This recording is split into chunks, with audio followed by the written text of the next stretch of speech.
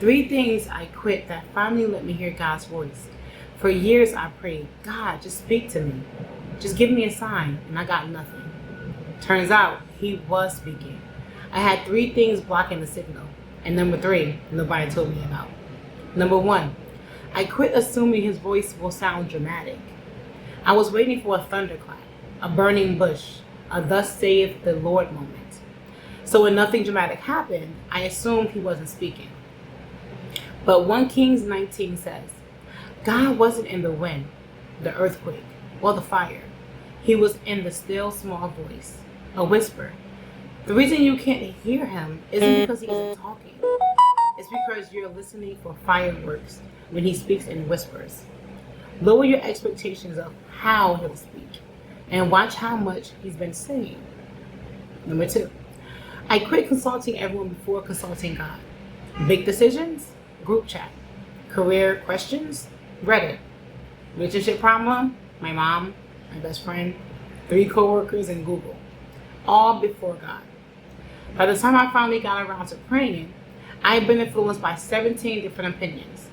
James 1:5 says, if any of you lack wisdom, but let ask of God, that gives to all men liberally and upraises not, and it shall be given him. Ask of God first, not last. The reason you can't hear his voice on the big stuff is because you're drowning it out with everyone else's before he gets his turn to speak. Number 3, this is the one I quit dismissing and quiet nudge, just my own thoughts. That random thought to text someone you haven't talked to in months, that uncomfortable check before signing something, that sudden urge to pray for a specific person. I used to call all of that just my brain. But here's what I finally realized. Most of the time God speaks, he sounds like a gentle thought you almost dismiss. Not a thunderclap, a whisper. The day I stopped writing those off as me and started saying, Lord, was that you? That day I realized he's been talking to me my whole life. I just kept giving him my own name. These 3 changes didn't happen overnight. But the moment I removed the noise, I realized God had been speaking the entire time. He never went silent. I was just never quiet enough to hear him.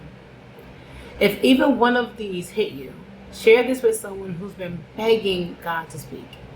They need to hear this today. If you want to actually learn how to hear God's voice clearly in your daily life, message me on WhatsApp using the number on the screen. Send a Bible study. Let's open the Word together. Amen.